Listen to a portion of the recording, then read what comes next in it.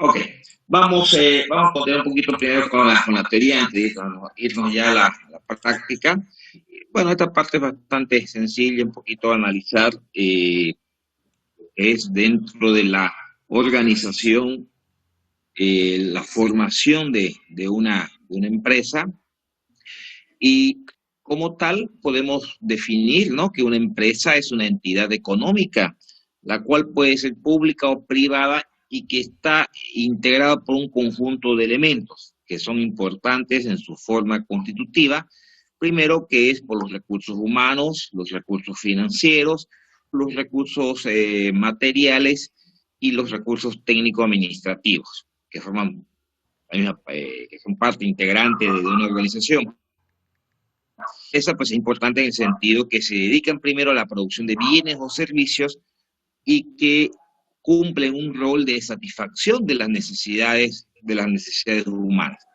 En una forma muy general, estas entidades, conocidas como empresas, pueden buscar lucro o no, ¿no? Pueden, bien, hay muchas empresas que en realidad este tipo de empresas que no tienen carácter de lucro son más conocidas como simplemente. Dentro de ellas tenemos, por ejemplo, la Iglesia Católica, que se la puede considerar una organización, ¿sí? Donde la Iglesia Católica, un equipo de fútbol, tiene recursos humanos, efectivamente, tiene recursos financieros, obviamente recursos materiales y la parte administrativa. Ahora, yo les pregunto a ustedes, la Iglesia Católica, hablemos en este caso de la Iglesia Católica, eh, ¿de qué sobrevive la Iglesia Católica? ¿Qué recursos económicos maneja para, primero, por ejemplo, para las construcciones, para sus obras sociales, eh, para la manutención de sus diferentes iglesias, de la ciudad, de la zona de la ciudad papal? ¿Usted, alguien sabe de qué es la Iglesia Católica? Tienen muchas empresas. Aportaciones, Inge. Pero aportaciones de quiénes, a ver. No vean así que con esos aportes que hacen en misa, cuando van a misa, de eso sobrevive la Iglesia Católica. Su compañera lo dijo muy bien. La Iglesia Católica, es dueña de muchas empresas y además es un paraíso fiscal, como tal. Si ustedes no recuerdan, no hace mucho, por ejemplo, hubo un pequeño escándalo acá en Bolivia cuando algunas autoridades del país tenían guardado su dinero en los bancos que tiene el Vaticano. Y en realidad, ¿alguien sabe por qué no es posible saber, por ejemplo, de todas las personas que tienen su dinero guardado en el banco del Vaticano, por qué no es por lo tiene, porque está el secreto? Y es porque en realidad el Vaticano es un país y como tal obviamente no está en la obligación de dar la información. Entonces la ciudad del Vaticano en realidad tiene unos bancos y donde como tal son una entidad privada y donde mucha gente guarda su dinero. Pero obviamente aparte de eso, el Vaticano maneja a nivel mundial, tiene muchas empresas. El tema de aseguradoras es uno de sus principales negocios del Vaticano. Y entonces este país que tiene este tipo de empresas y donde su presidente como tal de ese país, es el Papa, por ejemplo, que al mismo tiempo que es presidente del país, es también este, la cabeza de la Iglesia Católica, ¿no? Entonces, digo paraíso fiscal porque a nivel mundial tenemos hay varias benevolencias que se hacen en cuanto a entidades bancarias, entonces las personas que a nivel mundial quieren guardar su dinero, etcétera, etcétera, pues entonces de algunos países para poder atraer capitales, en el sentido de que dan ciertos beneficios arancelarios, secretos, etcétera, para que la gente pueda guardar en esas entidades bancarias su dinero. Y el Vaticano es una de esas ciudades, ahí las Caimanes son otras, por ejemplo, ¿no? Y entonces, toda una estructura organizativa que tiene esta ciudad. Ahora, una organización como tal, que puede ser incluso un Estado, pues ya que hablamos de Estado, yo les pregunto, chicos, a ver, ustedes saben, cuando hablamos de un Estado, que es una organización grande, ¿no? No hablaremos como Estado boliviano. Por ejemplo, hay empresas a nivel mundial que tienen muchísimo más recursos económicos que nuestro propio país, Bolivia, ¿no? Y la FIFA, por ejemplo, es una organización, es una empresa como tal, que en teoría, entre comillas, es una organización que no tiene, está eso establecido por esencia en sus reglamentos, pero en la práctica sabemos que no es así. Pero, y ya que hablábamos de Estado un poquito, ¿ustedes saben cuál es el Estado más pequeño territorialmente en el mundo? Muchos dicen el Vaticano, ¿no? El Vaticano tiene 0,452 kilómetros cuadrados, es decir, tiene menos de un kilómetro cuadrado. Pero a nivel mundial hay un estado que es mucho más pequeño. Es un estado que tiene menos de 40 metros cuadrados. Es decir, cuando hablamos de menos de 40 metros cuadrados es la mitad de una casa, por ejemplo, si quieren ustedes, mucho menos todavía. Hay un estado en el país, es un estado, porque para que un país o un estado como tal pueda ser estado, debe reunir tres condiciones. Primero, tener gobierno. Segundo, tener territorio. Y tercero, tener habitantes, ¿no? Entonces, yo les comento que en la Segunda Guerra Mundial, por ejemplo, eh, Inglaterra, en aguas internacionales, aguas que está fuera de los límites fronterizos de un país, colocó una plataforma marina, de manera de ahí poder atacar a los alemanes, ¿sí? Después que pasó la Segunda Guerra Mundial, hubo una familia inglesa que agarró y se fue a vivir a esa plataforma marina, y se declaró un país independiente, conformado únicamente por 5 personas, ¿no?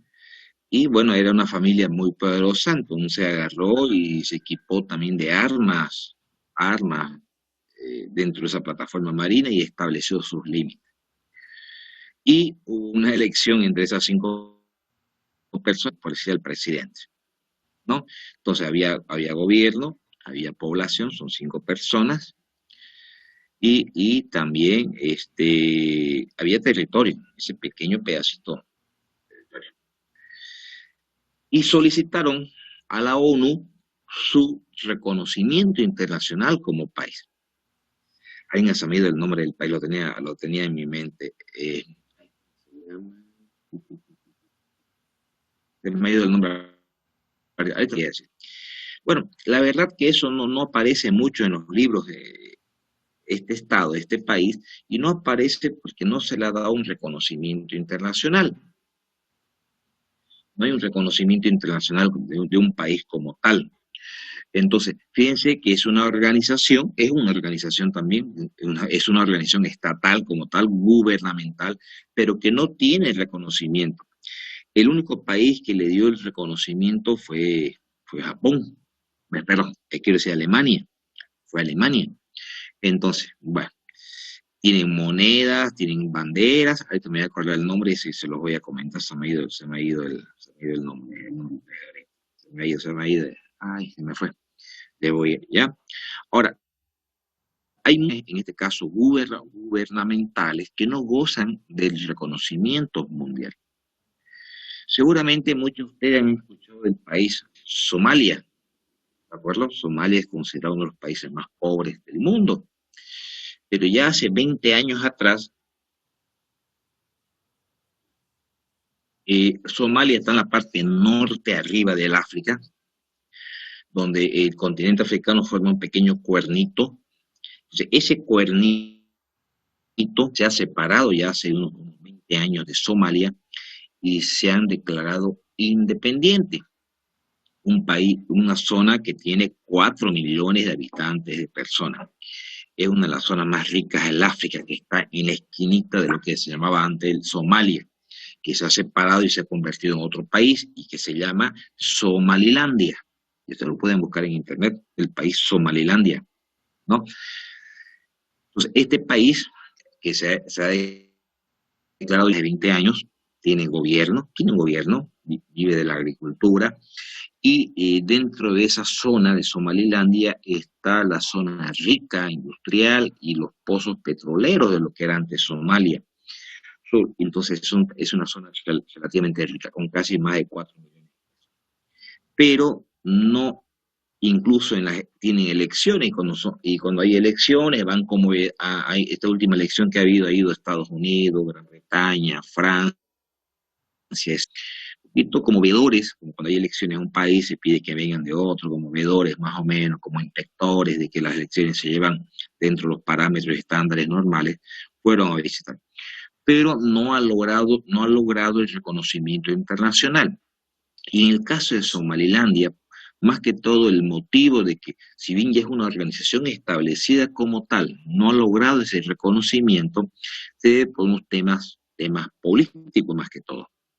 Porque sucede que las tremendas guerras, etcétera, separatistas que hay en el África, entonces, para la Confederación Africana de Países, el hecho de reconocer la independencia de este país estarían, de cierta manera, incentivando y promoviendo muchas guerras internas que tienen muchos países africanos que están buscando la separación también respecto a sus tribus, sus etnias, etcétera, culturales, etcétera, que están buscando la separación entre países. Ese ha sido el motivo que a nivel no se le ha querido dar el reconocimiento a este país Somalilandia, porque internamente dentro del país africano, ¿sí? La Organización de Países Africanos no le ha dado todavía el reconocimiento como tal. Ya pasan más de 20 años. Entonces sería interesante, por ejemplo, que ustedes luego de clases le tiren una leída a lo que es Somalilandia, un nombre medio de dibujitos animados de repente, pero es un país que ya existe hace más de 20 años. ¿Ya? Me voy a acordar el nombre, me ha ido ahorita el nombrecito, la verdad que se me ha ido.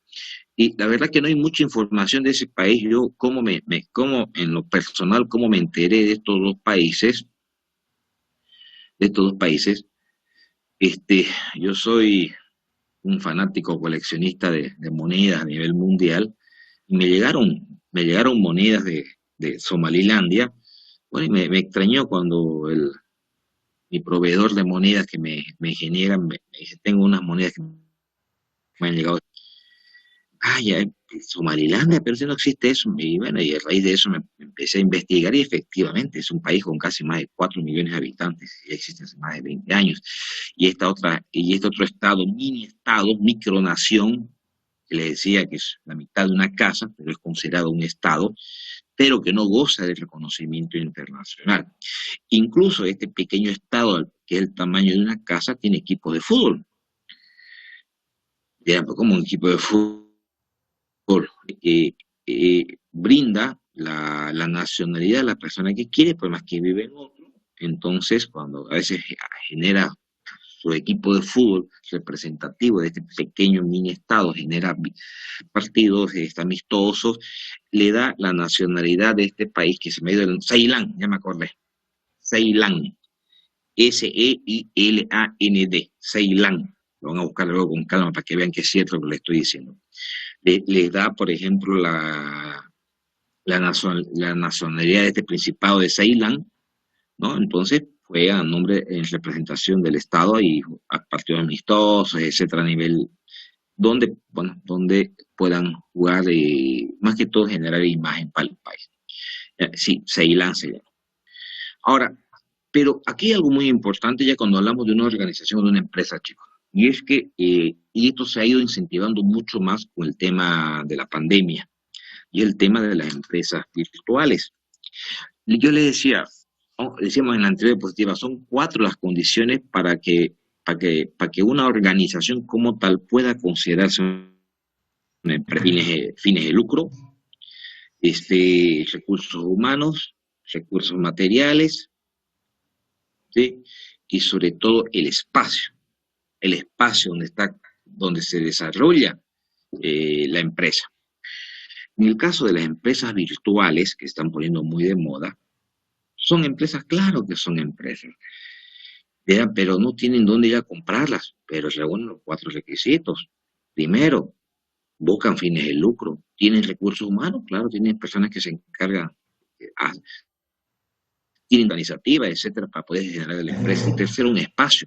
Pero ese espacio del Internet, claro, es un espacio virtual, pero es un espacio. ¿Sí? Por lo tanto, está reuniendo todas las condiciones para hacer empresa. Algunos países ya lo tienen reglamentado este tema de las empresas virtuales, Bolivia todavía no, está queriendo, hace unos 2 años empezó ese tema de la discusión cómo reglamentar las empresas virtuales, porque obviamente se ha generado años un gran debate sobre las empresas virtuales y el tema sobre todo de la facturación. Fíjense que acá en Bolivia mucha gente se pregunta y a nivel mundial generó realmente una polémica muy grande esta empresa de teléfonos que ha aparecido, Xiaomi, ¿no? Que aparentemente aparece con teléfonos de muy buena calidad, pero a precios relativamente muy bajos, ¿no? Muy bajos. Entonces, cuando un teléfono de esta manera aparece con esos precios muy bajos, pues uno duda un poquito de la calidad de los equipos telefónicos. Y efectivamente tiene aparatos que están compitiendo en calidad con otras líneas telefónicas donde los precios obviamente son mucho más distantes. ¿Qué es lo que hizo Xiaomi para poder entrar a la lucha de los teléfonos con aparatos relativamente de muy buena calidad, pero que en precios prácticamente los adormeció a todas las otras empresas, Huawei, etcétera? Fueron dos cositas primero. Primero fue el tema del mercado virtual, atacó Xiaomi y lo vio obligado a todas las demás empresas a establecerse. Uno de los más grandes, bueno, primero Xiaomi, que es una empresa que existe hace muchísimos años, ¿no? Una empresa mundialmente grande y no es una empresa que ha aparecido recién. Pero obviamente el mercado que tenía Xiaomi no era necesariamente teléfonos celulares. Estaba desde lavadoras hasta patineta, una empresa a nivel mundial muy grande, pero que no estaba dentro de dentro de una organización, las áreas a las cuales se dedica una empresa es lo que llamamos las carteras de negocio, ¿no? Por ejemplo, eh, el G, Samsung, tiene una línea de teléfonos, tiene una línea de televisores, tienen una cartera de negocio de lavadora, tienen de repente de freezer, etcétera, ¿no? Son carteras de negocio, son todos los negocios que forman parte de la cartera total de negocio. Entonces el tema de los celulares no es las carteras de negocio de Xiaomi. Entró a esa cartera y empezó a sacar celulares de muy buena calidad. Pero ¿cómo pudo mantener ese precio muy bajo? Y fue porque explotó el mercado virtual. Nosotros acá en Bolivia, pues cuando queremos comprar un celular, ¿no? No nos olvidemos que querramos o no querramos, a Bolivia se lo ve un mercado, es un país tercermundista, un país donde no somos un mercado interesante para ninguna empresa ni como tal, en cuanto me refiero al consumo que podemos hacer de un producto. Entonces, donde compramos, por más que quieran, desde el más barato hasta el celular más caro, ustedes se pueden ir ahí a la Grigota o se van aquí qué sé yo, a los comerciales de la plaza, el Casco Viejo, se van al Uruguay. Sí, son revendedores, son empresas que se dedican a traer y vender. Entonces, pero en otros países donde el mercado es realmente grande, Samsung, Huawei, tienen sus empresas enormes, bien establecidas, donde usted quiere un celular, tiene que ir a comprarlo ahí con sus sucursales. Entonces, lo que hizo Xiaomi fue primero entrar al mercado, no le entré en peso con el tema de los celulares, simplemente quería entrar a ese mercado para mantener un poquito su imagen, Por lo tanto, los celulares lo estaba haciendo a costo. Pero aparte de eso, Xiaomi a nivel mundial solamente vendía celulares en forma virtual. Es decir, no había tiendas de Xiaomi a nivel mundial donde usted podía ir a comprar Xiaomi.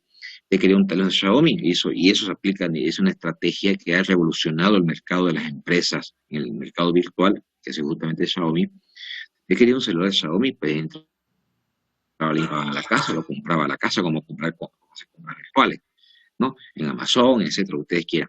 Entonces, ahí que hizo Xiaomi, se ahorró infraestructura, se ahorró mano de obra, se ahorró impuestos y un montón de gastos, lo que le permitió entonces, en el caso de los celulares, poder bajar lo más bajo posible el precio de sus productos. Entonces, a raíz de eso, muchas empresas a nivel mundial, para poder competir, pues han tenido que también involucrar en ese rubro. ¿Sí? Ok, ahora, ¿cuáles son las principales áreas de trabajo que hay dentro de una empresa? Y aquí es importante que nosotros definamos esto porque como futuros ingenieros de alimentos, muchos de ustedes se van a dedicar a sus emprendimientos personales, muchos de ustedes van a formar empresa. Entonces, estructuralmente una empresa como tal que persigue fines de lucro, tenemos primero una dirección, una gerencia general, ¿no? Tenemos una que dependiendo de lo grande o pequeña que puede ser la empresa, se la podrá subdividir en otras áreas. El área de contabilidad, el área de presupuesto, el área de sus finanzas, el área de repente de subdirecciones, pero dentro del área contable, ¿no? Entonces, tenemos el área de la... Entonces, en otras palabras, el área de finanzas se encarga de todo el tema económico de la organización. Generalmente hay un gerente ahí, un gerente financiero. Tenemos el área administrativa, el área de administración, que maneja de cierta manera todo lo que se refiere a la administración misma de la organización, el tema de OIS, de los manuales, el tema de analizar todos los manuales, procedimientos que genera la organización y hoy estructuralmente cómo está elaborado nuestro organigrama.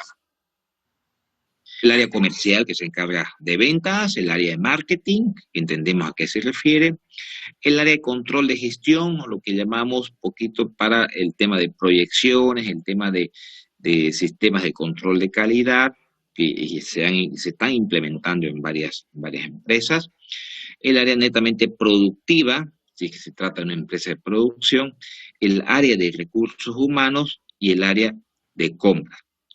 Esta área de compras a veces lo podemos incluir, compras y ventas incluso, podemos incluir dentro del área de finanzas, como les decía, dependiendo del tamaño de la organización como tal. ¿Sí? Entonces, esta área, esto es en forma general, la forma como está elaborado o las principales áreas de la empresa, que eso lo vamos a ver mejor estructurado cuando empecemos a hablar de lo que es el organigrama.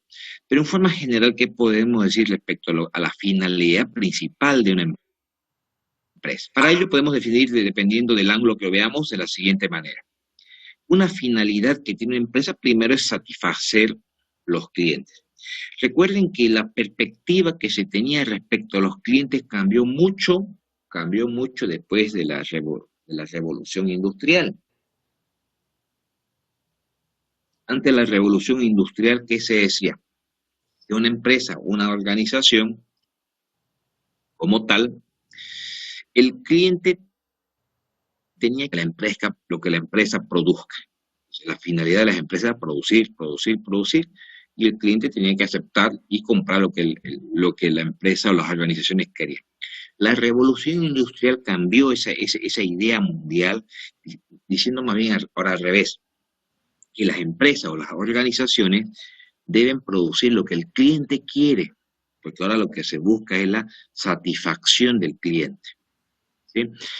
Obviamente una empresa como tal busca la máxima rentabilidad, generar recursos económicos, obtener resultados a corto plazo en cuanto se refiere a resultados económicos, resultados, satisfacciones, planes, la misión misma de la empresa como tal. Y dentro de los principios generales de una empresa está lo que llamamos nosotros el impacto social o la beneficencia, ¿no? Que es el beneficio de la comunidad como tal.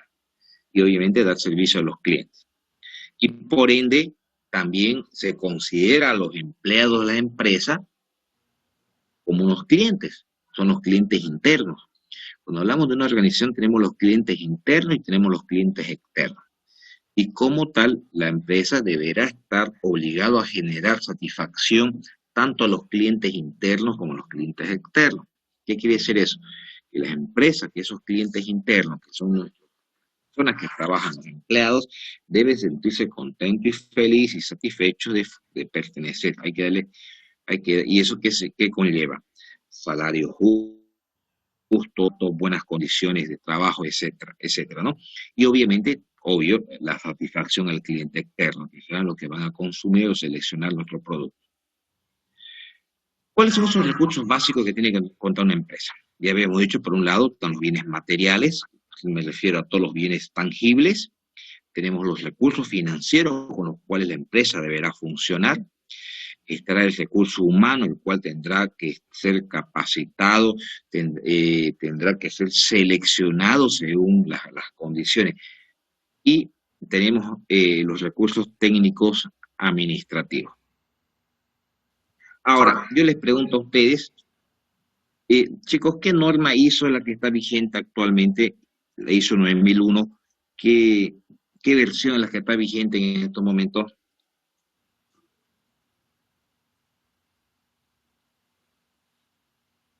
¿Qué me dicen? ¿Qué versión de la ISO 9001 es la que está vigente en estos momentos?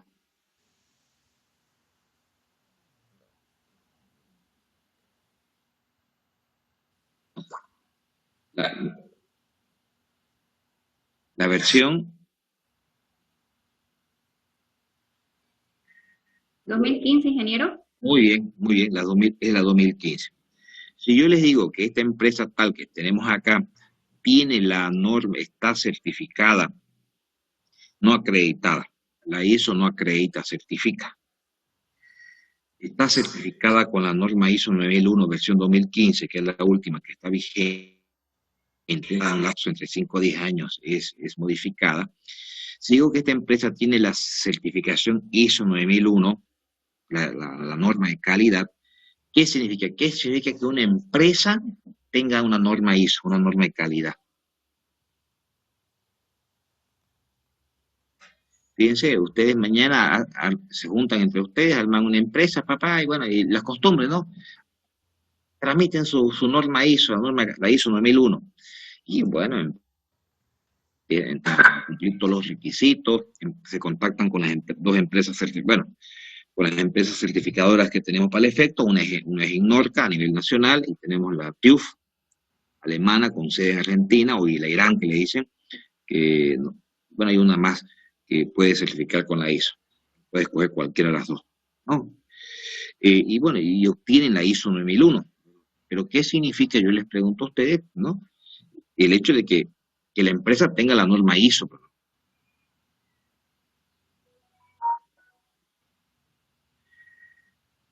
Bueno, la norma ISO, chicos, en realidad nos obliga a cumplir algunos condicionamientos en cuanto se refiere a tener establecido nuestros procedimientos, nuestros registros, nuestros manuales, de manera de no depender tanto de la persona. Es decir, que tiene que estar todo establecido, todo en cuanto, y pareciera que es mucho trabajo, pero facilita mucho más bien el trabajo una vez que está establecido. Y esta norma nos obliga a plantearnos lo que llamamos los objetivos de calidad. ¿Cómo deben ser esos objetivos de calidad dentro de sus principales características dentro de una organización, dentro de una empresa, cuando nos planteamos o queremos implementar la norma ISO? Es que estos objetivos de calidad deben ser medibles y deben ser cuantificables. Deben ser cuantificables. Entonces, si tenemos una organización plantea los objetivos de calidad para la gestión 2021, de repente dentro de esos objetivos nos planteamos la siguiente: la satisfacción del cliente, ¿no? Pero yo le digo, pero sabes, ese objetivo que te estás planteando no es medible y cuantificable, es decir, tenés que cuantificarlo, si se está cumpliendo. Entonces, bueno, entonces, ¿qué podríamos ponerle? Voy a aumentar la satisfacción del cliente durante la gestión 2021 en un 10%. Eso sí es cuantificable. Vas a tener que medir la satisfacción del cliente de un punto cero a inicio del año seguramente, y con varias mediciones durante el año, y a fin de año vuelves a medir la satisfacción del cliente y ves si efectivamente has logrado el incremento del 10% de la satisfacción del cliente, si estás cumpliendo con ese objetivo. Obviamente hay mediciones intermedias donde vemos según las proyecciones si vamos a lograr cumplir ese objetivo, o de lo contrario nos planteamos acciones preventivas o acciones correctivas que nos permitan justamente cumplir con ese objetivo de calidad. ¿Cómo haríamos, chicos, para medir la satisfacción del cliente? Usted tiene una empresa, quieren llevarlo a una escala de 0 a 100, ¿cuánto es la satisfacción del cliente? ¿Cómo harían? Depende, ingeniero, de la empresa, digamos. Podría acudir a encuestas, ¿no? Y ver qué tanto... En eso tiene mucha razón. Es decir, de hecho hay que recurrir a encuestas, a encuestas. Y ojo, ¿no? Y aquí no confundamos que cuando decimos encuestas, muchos estamos acostumbrados a que se trata que nos dan un papel o un cuestionario. Hay muchísimas formas de hacer una encuesta. Una de ellas es la personal, la que es tú a tú con el encuestado, ¿no? Con el encuestado, pero en realidad existen muchísimas formas. Y existen muchísimos muestreos y selección de su muestra, pueden hacer a través de un muestreo aleatorio simple, un muestreo estratificado, por conglomerados, etcétera, ¿no? Pero obviamente necesitan la opinión del cliente. Pero ¿cómo elaborarían ustedes la pregunta? ¿Cómo elaborarían? En algunas entidades bancarias, si ustedes van, usted lo está atendiendo las chicas, las señoritas o los jóvenes de atención al cliente, y a veces hay una maquinita que nos permite evaluar. Entonces, de manera, o de lo contrario, que es lo más común, a través de unas pequeñas encuestas que pueden ser ya dentro de una plataforma que uno entra o sale del banco o de cualquier entidad, seleccionar una calificación para la atención recibida, que generalmente a veces no es numérica, pero que se la puede convertir en numérica, ¿no? O sea, hay muchas empresas que lo que hacen es en una escala que puede ser de 5 caritas, desde una cara muy feliz hasta una cara muy triste, ¿no? Y con varias caritas intermedias, donde de repente les pide, seleccione la carita que refleja lo que refleja la atención que usted cree haber recibido de la empresa. Y uno selecciona la carita que es muy feliz, o la que es más o menos feliz, y va hasta la triste, ¿no? Esas caritas pueden estar representadas por un número en una escala de 1 al 5, entonces con esos valores se puede, y con la opinión de una muestra, de un conjunto de muestras seleccionadas, una calificación del 1 al 5 que podemos llevar a una escala del 1 al 100 luego. Entonces vamos a suponer que esa calificación nos salió 60 puntos, 60 sobre 100 es la satisfacción del cliente. Entonces nos planteamos nosotros como un objetivo de calidad aumentar un 10% la satisfacción del cliente. Entonces la empresa y la organización como tal tendrá que implementar acciones concretas y se le tendrá que hacer seguimiento a esas acciones, para ver que a fin de año, a fin de la gestión, se vaya a hacer nuevamente, sin que eso no signifique que en el transcurrir de los meses se vayan haciendo también a manera de verificar si las acciones que se están implementando están surtiendo el efecto para poder... ¿Qué quiero decir? En enero nos planteamos la primera encuesta, por ahí nos dejamos un poquito y a medio año queremos hacer la segunda. Bueno, hacemos la segunda. Y resulta que a medio año apenas hemos aumentado 1%. Nosotros nos habíamos planteado como objetivo de calidad aumentar un 10%. Y a medio año tenemos 1%. ¿Eso qué significa? Que vamos a tener que entonces implementar acciones correctivas directamente a las acciones y a la planificación que se había hecho en cuanto a las actividades, etcétera, para poder cumplir con ese objetivo de calidad. Y dentro de esas acciones concretas pueden estar que puede ser desde la capacitación del personal, y ustedes tal vez me van a dar la razón acá en esto. A ver, no sé, Ustedes, yo creo, bueno, en esta época de la pandemia no creo, ¿no? Pero obviamente cuando estaba todo normal dentro de la universidad, y digo para que ustedes opinen y me digan si en tal área sí. Yo no sé si en todo lo que han recorrido la universidad en cuanto se refiere al trato administrativo que tienen los estudiantes respecto al personal administrativo de la universidad, ¿hay alguna unidad administrativa que ustedes hubieran visitado? Me refiero al DAF, Recursos Humanos, la ADUI, no sé dónde más pueden haber ido. ¿Hay alguna unidad donde ustedes digan, escucha, qué lindo? Si alguien puede hacer referencia, para ponerla como ejemplo, alguna unidad dentro de la universidad donde hayan sentido que el trato y la atención, porque ustedes son un cliente, si para el plantel administrativo, todos los estudiantes son clientes.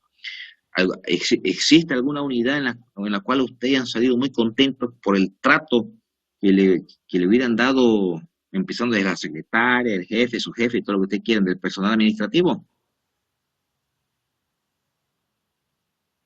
No sé, alguien me dice alguna unidad dentro de la universidad, y digan, pucha, ahora todos nos tratan así como nos tratan en tal unidad. ¿Conocen? ¿Alguien pudiera hacer mención de alguna unidad, chicos?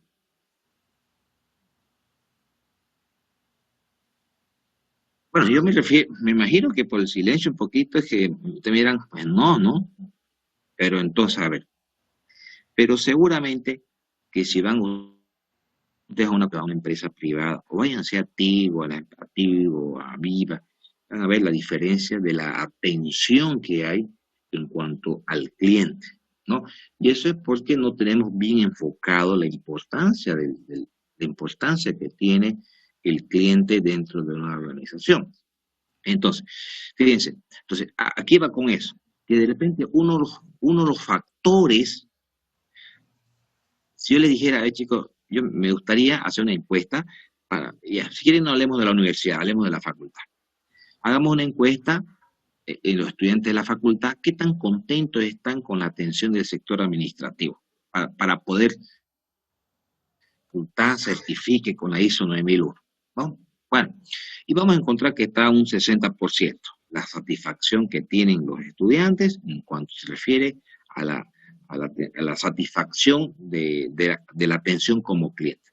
Entonces, y ustedes están los encargados, que nos ponemos como objetivo de calidad y objetivo de calidad, que este año queremos aumentar un 10%. Ok, bien, pero ahora la pregunta es, ¿cuáles serán las acciones concretas concretas habría que aplicar? Que no solamente empezar a medir, porque para medir y para ver el incremento, la satisfacción del cliente, tenemos que aplicar primero acciones concretas que nos generen y nos permitan ir hacia ese objetivo de calidad. Yo les pregunto a ustedes, nos hemos planteado aumentar un 10% de la satisfacción del cliente de enero a diciembre. ¿Qué acción concreta, si ustedes fueron los encargados de plasmar esas ideas, qué acción concreta habría que aplicar? ¿Quieren ustedes, o si quieren lo ven a nivel universidad, no hay problema, para poder incrementar la satisfacción al cliente? ¿Qué dicen ustedes? Si ustedes fueran los encargados, ¿qué son los encargados de plasmar el plan de trabajo para incrementar un 10% la satisfacción de los clientes, que en este caso son los estudiantes, en cuanto se refiere a los satisfechos que están de la atención?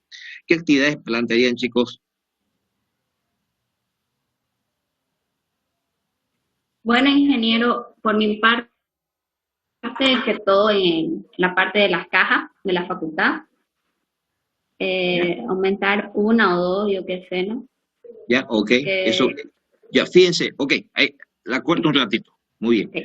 Ok, ya tiene usted la idea, ahora sí hay que plasmarla en un objetivo de calidad, en una acción concreta cuantificable. De repente dice, incrementar 2 o 3 cajas más en proceso de inscripciones, en efecto de pago. Ya lo estamos cuantificando, que sean 3 cajas. ¿Algo más que se le ocurra, doña Jexy, no? Sí, ingeniero. También en la parte de los cupos, ¿no? Ya, pero no estamos ya... las inscripciones Sí, pero no estamos yendo más al tema académico, que es de inscripciones, retiro. Okay. Sí, estoy hablando de forma muy general, así. ¿Qué tan contentos están ustedes como clientes de la atención que reciben en la facultad, en el trato administrativo, de repente en la facilidad de la información?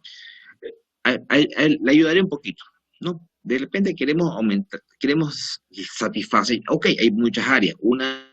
Otra podría ser el trato de repente, el trato de las secretarias de repente, de la facultad o de la universidad. Entonces, ¿cómo podemos subsanar eso? Usted es la encargada, ¿no? Entonces, mandamos a hacer un curso de capacitación, de relaciones humanas, etcétera, todas las secretarias de la facultad. ¿Oye? Muy bien, plasmamos la acción, curso de capacitación de relaciones humanas, etcétera, todas las secretarias. Pero resulta que las acciones que ustedes se medibles también en cuanto a su eficiencia y eficacia, ¿sí? Si vamos a mandarlas a capacitarse, debemos estar seguros y medir también la eficiencia. Si efectivamente este curso de capacitación que se le va a dar realmente va a ser eficiente. De repente hay que mandarla a todo el personal administrativo de la facultad a un curso de dactilografía de repente. Pero hay que ver si efectivamente, ¿para qué? Con el afán de que los trámites de repente, curso de computación, esperamos muchas veces algunos trámites porque a veces el personal administrativo de la facultad ahí la soncea mucho, que no domina bien el Word, no domina bien el Excel, entonces hay que capacitar a todo el personal de manera de también acelerar ciertos procesos y que eso indirectamente influya en la mejoría, en el incremento de la satisfacción del personal. Entonces uno tendría que plantearse un conjunto de acciones concretas que nos permita justamente lo que estamos queriendo es hacer que a fin de año hagamos nuevamente la evaluación de una satisfacción global, no estamos pidiendo la satisfacción por áreas, una satisfacción global. El hecho de que vea cupos para todas sus materias no creo que a usted le deje totalmente satisfecho la atención de la facultad. Ya, le alegra una partecita que es por lo menos el día que quiso inscribirse tuvo cupos, pero usted va a la facultad por muchos trámites, por muchísimos trámites. Entonces, va a haber otras áreas que también aumentar su satisfacción global en cuanto a la atención de la facultad o de la universidad como tal, habría que mejorar. Entonces hay dos actividades las cuales deben ser medibles y cuantificables y verificables de manera de poder cumplir con ese objetivo. ¿Ya? Bien, ahora avancemos porque si no nos vamos a quedar ahí. ¿Cómo se clasifican las empresas? Existen varios tipos de clasificación. En realidad hay una clasificación a nivel mundial, pero nosotros nos vamos a enfocar un poquito más a nivel nacional. Una es por su tamaño. Decimos que una empresa es pequeña, aquí tienen los datos, cuando tenemos menos de 20 empleados, ¿sí? Y que el activo que maneja es menos de $100,000 Tenemos aquellas que son consideradas medianas, aquella que tiene activos menores a $250,000 y un poco menos de 100 empleados trabajando. Y tenemos las empresas que son consideradas grandes, con activos mayores a $250,000 y más de 100 empleados trabajando. Pero yo les decía, esta es una clasificación nacional, porque a nivel mundial, ninguna empresa en Bolivia llegaría a esta clasificación de empresa grande, porque manejan otros temas. Es decir, para una empresa a nivel mundial, 100 empleados, pues es una pequeñez. Hay empresas que tienen más de 1 millón de trabajadores, ¿no? Las empresas en el mercado de navíos, que es de construcción de barcos, etcétera, estamos hablando de miles, pero miles de trabajadores. Incluso hay una que se menciona que está arriba de 1 millón de trabajadores. Pero dentro de nuestra clasificación nacional, se pudiera clasificarla de esa manera en cuanto se refiere al tamaño de la empresa. En cuanto se refiere a la actividad económica que realiza, tenemos las extractivas, la que trabaja directamente con materias primas, ¿no? La pesca, agricultura, caza, explotación de bosques, canteras, etcétera, que se dedican más a la extracción de materias primas como tal. Tenemos las industriales o fabriles, que más son las que generan formación de esas materias primas. Tenemos las comerciales, en cuanto se refiere a la compra y venta de productos y servicios. Tenemos también las financieras, que ahí entrarían todas aquellas que están en el rubro mercantil, bancos, cooperativas, etcétera. Y por último, las empresas de servicios como tales, servicios intangibles o no tangibles, como quieran llamar, ¿no? Transporte, limpieza, etcétera. ¿Ya? Eso es la clasificación de lo que podemos llamar las empresas de económica que desarrollan como tal. Por la forma como está constituido su patrimonio, tenemos las empresas públicas, como las instituciones de gobierno, instituciones autónomas, municipios, ayuntamientos, ¿no? Tenemos las empresas privadas, que obviamente que está formado por aporte netamente privado.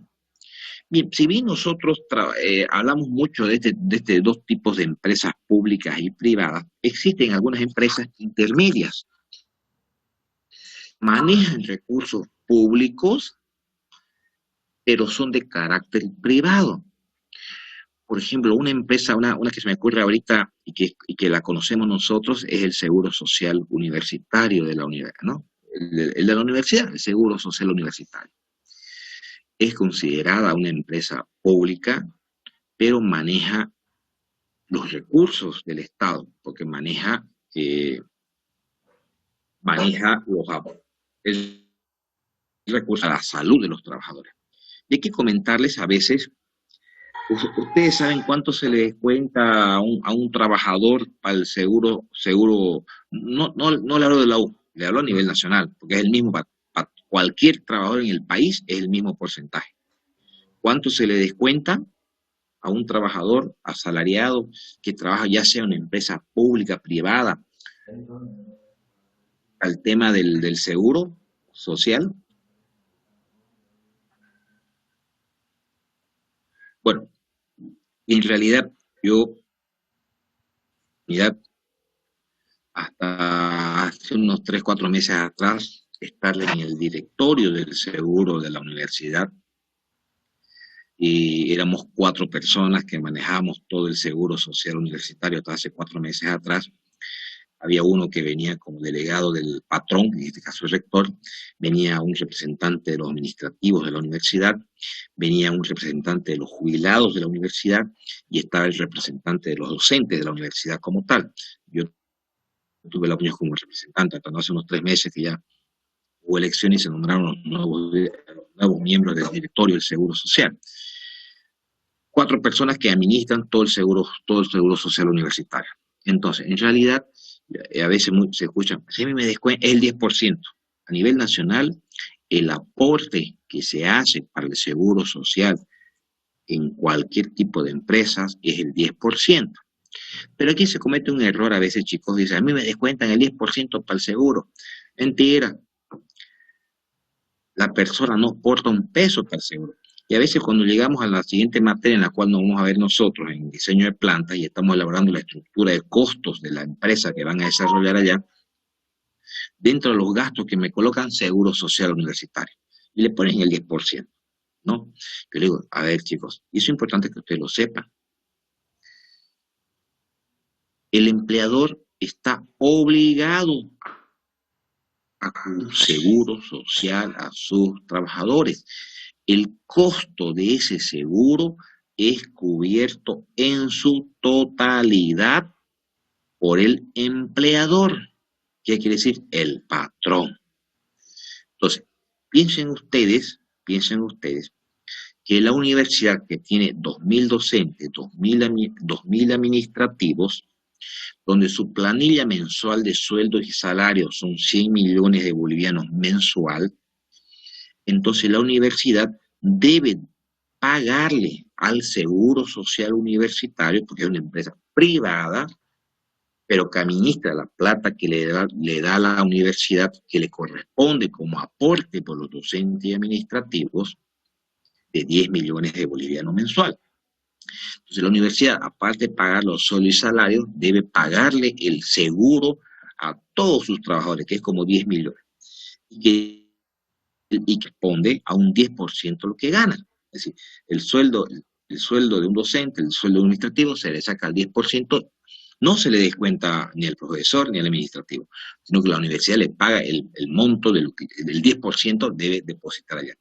Si ese administrativo gana 5.000, el 10% 500, la universidad tendrá que pagarle, le paga al seguro 500 bolivianos mensual por el seguro de esa persona.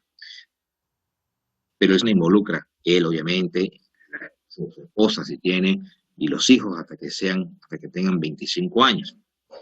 18 por ley, y si está estudiando hasta los 25. Se demuestra que los hijos están estudiando, el patrón está obligado a pagar el seguro también de los hijos hasta los 25 años. Se demuestra que estudia, ¿sí? Si es estudiante. Bien, entonces, esta empresa que se la conoce como una empresa de índole pública y privada, una mezcla, un híbrido, primero porque es privada, pero maneja recursos públicos, pero que también está suministrada a ciertas leyes gubernamentales, entonces es un híbrido entre estos dos tipos de empresas. ¿Ya? Vamos a seguir, si no nos vamos a detener. Muy bien. Con eso terminamos esta primera parte. Chicos, yo sé que la teoría es un poquito aburrida, tenía yo unas diapositivas más para ahora, pero creo que por teoría lo dejaremos un ratito ahí. Me gustaría que nos vayamos a la parte práctica, las otras que tenía las dejaremos para la siguiente clase, pero tomémonos un descanso de 5 minutos y yo sé que cansa mucho estar sentado frente a la máquina. Ustedes saben que a nivel mundial ha aparecido una nueva enfermedad, y no me refiero al COVID. La nueva enfermedad, y les cuento que a nivel mundial, y hay médicos que se están especializando en esto, es el estrés que ocasiona el Zoom. Dice que el estrés causado por estar mirando la pantalla concentrado en lo que habla una persona en una sola diapositiva, que no se lo mira, está generando a nivel mundial, porque imagínense eso, las personas de negocios, etcétera, están teniendo todo el día reuniones vía Zoom, y para el que escucha es muy cansador. Muy cansador. Para el que habla tal vez es más cómodo, ¿no? Pero para el que escucha, está concentrado, es muy cansador. Por eso que ya están saliendo ciertos consejos en el uso de este tipo de programas, por lo tanto que las sesiones, por ejemplo, no deberían durar más de 40 minutos. Yo estoy haciendo mi doctorado, programa de 8 de la mañana hasta la 1 de la tarde, 5 horas sentado ahí. Es por eso que ahí cada 40 minutos tenemos un descanso de 10, porque eso es una norma ya que se está poniendo un poquito vigente a nivel mundial, y obviamente a medida que se vaya incrementando el uso del Zoom va a ser así.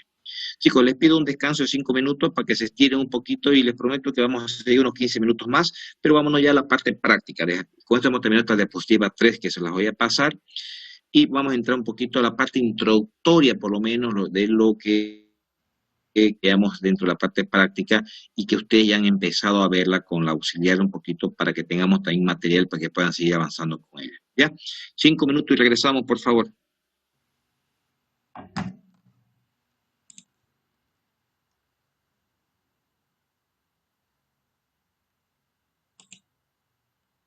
Y le voy a pasar estas 4, que de esta diapositiva 4, para no enfrascarnos tanto en la teoría, le voy a pedir que ya la lean, porque son cosas que realmente ya están definidas, ¿ya? Estas diapositivas 4 empieza un poquito hablando del entorno de la organización, su entorno macro, su entorno micro.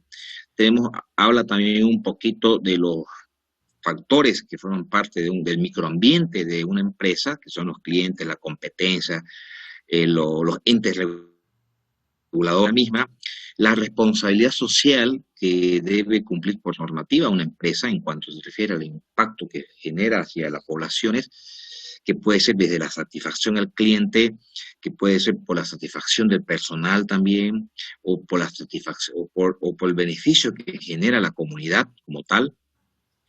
Hablar un poquito del enfoque del sistema de administración, cómo funciona, tiene entradas, el proceso administrativo que genera, obviamente que se obtienen, y todo ese proceso es una retroalimentación que se genera. ¿Para qué? Para implementar lo que nosotros llamamos, ustedes seguramente han escuchado este término, de la mejora continua, ¿no? Un proceso administrativo siempre busca la mejora continua. Hablar un poquito de lo que es la globalización, ¿sí? Los efectos positivos, las ventajas, desventajas del proceso de globalización, que es un proceso que se está empezando a perder, porque se ha visto que no es tan beneficioso, sobre todo para los países de mercados muy pequeños.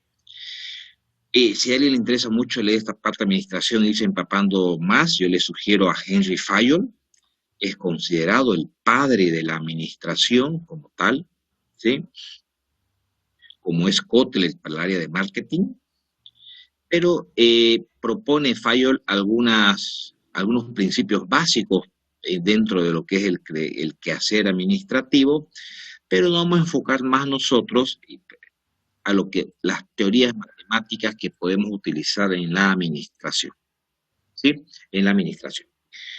Y ahí aparece lo que nosotros llamamos investigación de operaciones. Fíjense que en la Segunda Guerra Mundial, esto lo voy a ampliar desde acá ya, para que podamos. En la Segunda Guerra Mundial, los americanos empezaron a implementar el uso de ciertas herramientas matemáticas para la optimización de sus recursos, para optimizar recursos humanos, recursos de materias primas, cuestiones de planificación, minimizar los costos, maximizar el tiempo, maximizar, bueno, en este caso, todo lo que sea posible dentro de esa estructura, dentro de lo que eran las acciones bélicas. Todos estos modelos matemáticos utilizados por los americanos en la Segunda Guerra Mundial, después de la guerra, fueron reutilizados ya en la administración.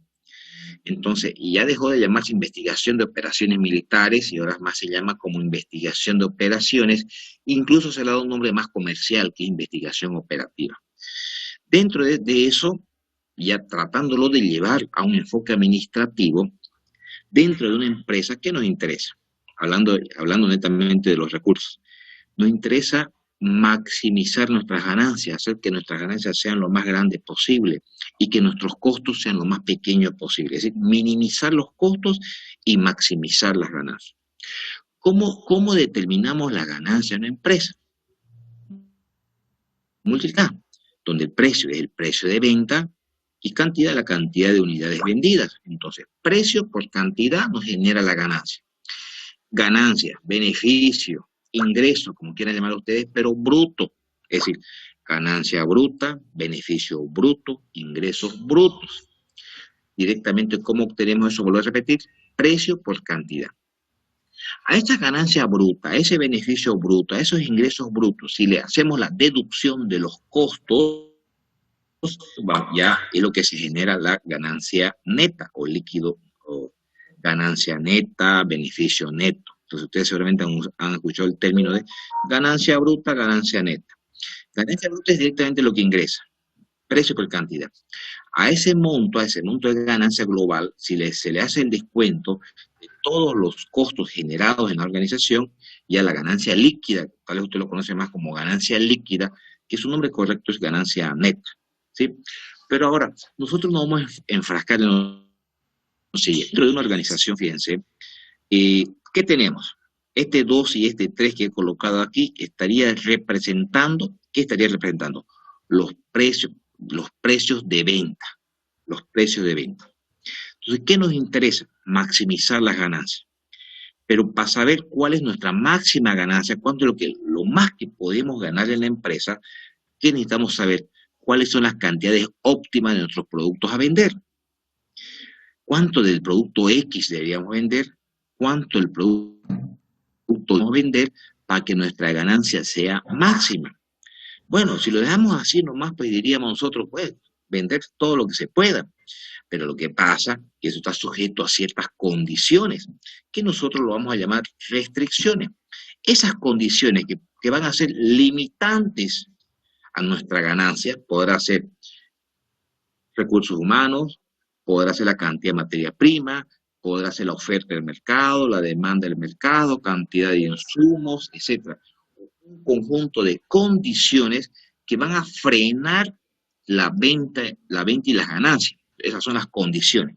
Por lo tanto, sujeto a esas condiciones, a esa cantidad de mano de obra que tiene la empresa, sujeto a la cantidad de materia prima que tiene la empresa, sujeto al espacio de almacenamiento, a la oferta del mercado, a la demanda del mercado, todas esas condiciones son las que van a definir cuánto es la cantidad óptima que debemos vender nosotros, cumpliendo todas esas condiciones para poder generar nuestra máxima ganancia. Lo que sí tiene que estar definido son los precios de venta que vamos a tener el producto. Tenemos una empresa que produce dos productos, los productos X y los productos Y. Nosotros los productos X los vamos a vender a 2 unidades monetarias y los productos Y los vamos a vender a 3 unidades monetarias. Conociendo esos precios de venta, queremos determinar nosotros cuál es la cantidad óptima de X y la cantidad óptima de Y, cumpliendo estas condiciones, sujeto a estas condiciones, para generar esa máxima ganancia. Esta expresión, que es la que nos genera la máxima ganancia, porque una vez que conozcamos la cantidad de X y Y óptimas, nos permite encontrar la máxima ganancia. Esta expresión matemática la conocemos nosotros como función objetivo. Es la función que una vez que resolvamos el ejercicio nos va a permitir encontrar la cantidad óptima de X y Y que nos va a generar la máxima ganancia posible. Y no habrá ningún otro valor de X y Y que supere esa ganancia, obviamente cumpliendo con estas condiciones que tenemos acá. Entonces, pero estas condiciones, ¿qué pueden ser?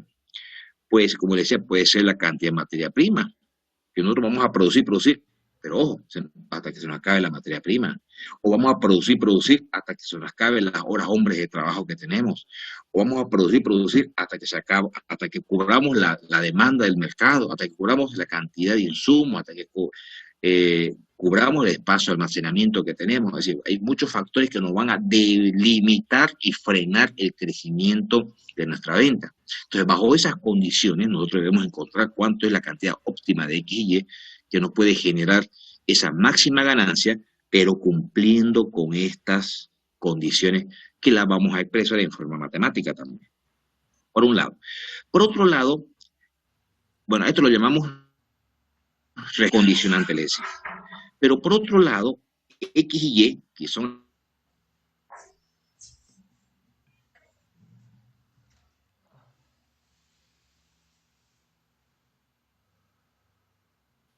es la cantidad que vamos a producir. Imagínense, si quieren, llevémoslo al ejemplo a una industria de alimentos. Tenemos nuestra pequeña fabriquita de quesos, dos tipos de queso, ¿no? Queso A, queso B. Entonces, bajo estas condiciones de acción, y un ejemplo muy bonito sobre esto, que pudiera ser la cantidad de leche que tengamos, una condicionante para frenar el proceso de producción. Entonces, bajo estas condiciones, ¿cuál es la cantidad de queso A y la cantidad de queso tipo B que debemos producir bajo estas condiciones para generar la máxima ganancia posible? Entonces, no tiene lógica que lleguemos a una solución que ustedes me digan, hemos llegado a determinar que la cantidad óptima de quesos a producir son 30 quesos del tipo A, quesos tipo B. ¿Cómo que menos 20? Pues no, lo mínimo que pueden hacer es producir 0, es decir, no producir el queso tipo B. Pero lo que pasa es que matemáticamente esto les puede arrojar valores negativos. Entonces, al colocar esta condición adicional acá abajo, que la llamamos la condición de no negatividad, que X y Y deben ser no negativos, porque de lo contrario nos genera una solución no real. Vuelvo a repetir, X y Y deben ser siempre positivos. Pero de repente la solución nos dice, no, ¿saben? Ustedes deben producir 30 quesos tipo A y ni un queso tipo B. Esa es la mejor combinación de producción de quesos tipo A y B y es la que le va a generar la mayor ganancia posible cumpliendo con estas condiciones. Bueno, pero como le decía, matemáticamente nos va a permitir generar valores negativos. Por lo tanto, al poner esta condición adicional de no negatividad, excluye, lo separa, lo elimina a todas las posibles respuestas no reales, selecciona la mejor solución dentro de las reales, es decir, dentro de las que X y tome valores positivos, que es lo lógico, ¿no? En este caso. ¿Alguna pregunta, chicos, de esta partecita? Bien, bien. Esto es en realidad, entonces, ahora, ¿cómo se hace? Yo sé que con Kelly han empezado ya a hacer ejercicios de esto, ¿no? Y esto lo vamos a ver por dos métodos, que es el método gráfico y el método por tablas, cómo encontrar esos valores de X y Y. Pero los métodos y los procedimientos, lo que nos interesa aquí, que se entienda qué es lo que se hace. Hay varios programitas para esto, hay uno online en Google, que cuando empecemos la siguiente clase ya a resolver ejercicios, también se lo voy a mostrar, que directamente en la computadora existe una infinidad de software para esto. Tenemos el Lindo, el Lingo, el Solver, se me fue el nombre de este otro. Hay uno. Son softwares que nos permiten resolver este tipo de minimizar ganancias y minimizar costos. De la misma manera, si este problema estuviera enfocado a los costos, X y Y son las cantidades a producir y estos valores 2 y 3 serían los costos de producción de repente. Entonces, bajo estas condiciones, ¿cuál sería el mínimo costo que podemos generar para la empresa? Dándole un enfoque de costo. Lo que sí, las ganancias, nunca nos va a interesar minimizar las ganancias nos interesa maximizar. Y los costos nunca nos va a interesar maximizar, los costos nos interesa minimizarlos. ¿No? Como son dos métodos matemáticos que vamos a desarrollar, primero, para maximizar ganancias y obviamente también para minimizar costos. ¿Sí? ¿Y esto cómo lo vamos a resolver? Por dos métodos. Un método es el método gráfico, le decía, y el otro es el método por tabla. Ahora, esta información matemática, ¿de dónde se la obtiene? Entonces, aquí el administrador, lo que se hace es analizar a la empresa, analizar a la organización, primero dejando la información de los costos, de los precios de venta, ¿no? Para poder armar esta fórmula, esta función objetivo. Y segundo, debe hacer un análisis completo de su organización, cuáles son esos factores que realmente le van a trabar la ganancia. De una empresa a otra empresa varía mucho, por lo tanto, cada empresa tiene sus propias condiciones. Entonces, seguramente, si uno hace un análisis de una organización, van a aparecer como 10 factores que realmente pueden afectar la producción. Entonces, nosotros con 10 ecuaciones, porque la verdad se hace un problema bastante largo, grande, no tiene sentido. ¿Qué es lo que se hace? Se selecciona de esa organización, una vez que se ha hecho un análisis, un estudio, un análisis FODA, ¿no? Y hemos determinado las principales causas que puede afectar al proceso productivo, que puede afectar a la generación de recursos, seleccionamos las 3, 4 principales condiciones para poder, las que más afectan a la generación de recursos, a la ganancia, y poder armar nuestro modelo matemático. Y este modelo matemático es el que nosotros vamos a resolver por un par de métodos que vamos a ver. ¿Alguna pregunta, chicos? ¿Alguna consulta? Muy bien. Yo lo que voy a hacer enseguida, porque después me olvido, la verdad, porque después me olvido, déjenme abrir, por favor, el WhatsApp un ratito para...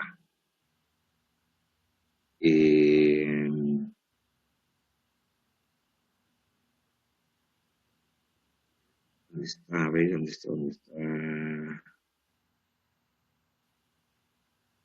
Administración. Acá está. Ya. Lo que le estoy pasando ahorita, ahí no me acuerdo si la diapositiva 3 se la pasé. No, pues usted le había pasado un montón, y aquí veo que ya lo tienen ya. Ah, perfecto. No, ya la había pasado hasta la diapositiva 6. Ya, la diapositiva que vimos hoy día, para que se ubiquen, ya la tienen, la 3 y la 4. Ya lo tienen. Ahorita estoy viendo que la tienen. ¿Ya? Ya tienen todo el material que se lo había pasado. Acabo de fijarme. ¿Ya? Entonces, por hoy día vamos a terminar ahí, chicos. Nos vemos la siguiente clase, ¿ya? Que tengan muy buenas tardes y bueno, mañana. Ingeniero. Hola. Buenas tardes, ingeniero. Una consultita. Usted, ingeniero, que va a mandarnos como un enlace para poder ingresar a una aula que usted tiene donde ya tiene videos. No sé si lo mandó o no. No lo envió, ¿no? Me parece, a ver, era nuestro grupo del Facebook, sí, donde están todas las... ¿No les envié? No, alguien que no. por ahí.